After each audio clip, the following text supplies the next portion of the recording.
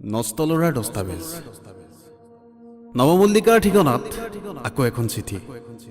Miss নৱমল্লিকা, তোমাৰ শিৰত হেনো বেলি এটি হৈ পৰিলে।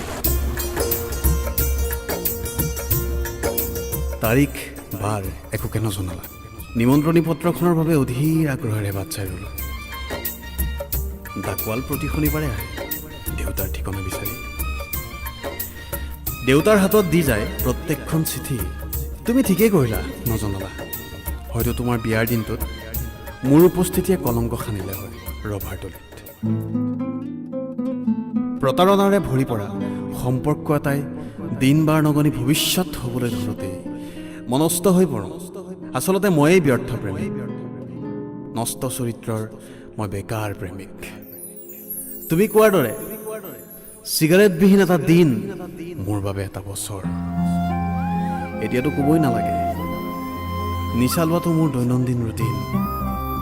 কি কৰিবা, তুমি মোৰ বাবে একো ত্যাগিব নোৱাৰাৰ শোকত মই নিজক হেৰুৱাব ধৰিছোঁ।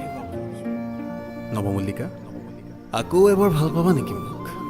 চিন্তা নকৰিবা, তোমাৰ আদৰ্শ পতিৰ অনুপস্থিতিতহে তোমালৈ ফোন কৰিম।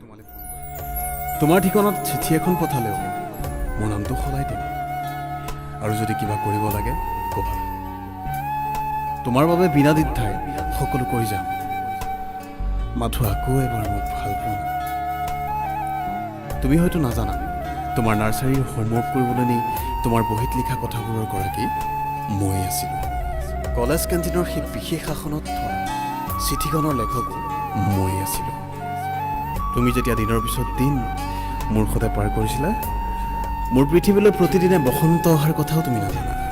বাদ দিয়া, এনেবোৰ কথা বাদ দিয়া। তুমি প্ৰতিদিনে মোৰ দুচকুত গাভৰু হৈ উঠা আৰু মই প্ৰতি নিশা নিদ্ৰাহীনতাত ভুগো।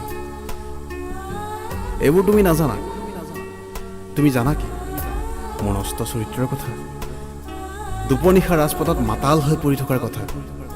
সেই সকলোবোৰ তোমাৰ বাবে সম্ভৱ হৈ উঠিছে নৱমল্লিকা।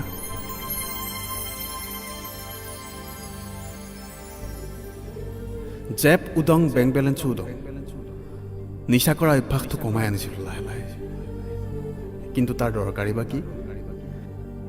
দিন হাজিৰা কৰি নিচা কৰিম, চটকাৰে উশাহ কিনি নিশাহত দুখবোৰ এৰি দিম। দেউতাৰাক বহুবাৰ কৈছিলোঁ তোমাক বিয়া কৰোৱাৰ কথা। নুমলীয়া যি তাতে দেউতাৰ একমাত্ৰ। চাকৰি এটা বিচাৰি দিনৰ পিছত দিন ধৰি 2 বছৰেই পাৰ কৰিলোঁ, কিন্তু শূন্য প্ৰত্যুত্তৰ। ভৱিষ্যতহীন মাৰ্কশ্বিটখন লৈ হ'বনো কি? চাৰিআলিত পাণ দোকান খোলাৰ মানে বছৰ লাগিল। খেতিৰ মাটি কিনিও বন্ধকত থলোঁ। সেয়ে সকলোবোৰৰ পাছত এদিন খবৰ আহিল তোমাৰ হেনো বিয়া হৈ গ'ল। মই পাহৰি থকাৰ অনুশীলন আৰম্ভ কৰি দিলোঁ। আচলতে একপক্ষীয় আছিল হয়তো মোৰ ভাল পোৱা। তুমি ধনী ঘৰৰ বোৱাৰী হোৱাৰ অহংকাৰত দগমগকৈ জিলিকি আছা। মই নষ্ট ল'ৰাটো হৈ ৰুটিন মতে কৰি গৈ আছোঁ জীৱনৰ নাট। তোমাৰ পৰা মোলৈ সকলো ব্যতিক্ৰম। আচলতে সপোন নেদেখাই ভাল আছিল জানা। সপোন পুহিবলৈ হৃদয়ৰ অভাৱ হ'লে সপোনক আশ্ৰয় দিয়াটো মাৰাত্মক কথা হৈ পৰে। মোৰ দৃষ্টিত সপোনবোৰ ভাঙি ছিঙি শেষ হোৱাৰ পৰাই বাটে বাটে আৰম্ভ কৰি দিছোঁ। আছে নেকি বেচিবলৈ পুৰণা দুখ সুখ অথবা ভগা স্মৃতি? তাৰ মাজতে এদিন ওলাই পৰিব ফটা ডায়েৰীৰ মাজৰ পৰাই মোৰ উন্মুক্ত নষ্ট মনটোৰ কেইটিমান বাৰ্তা।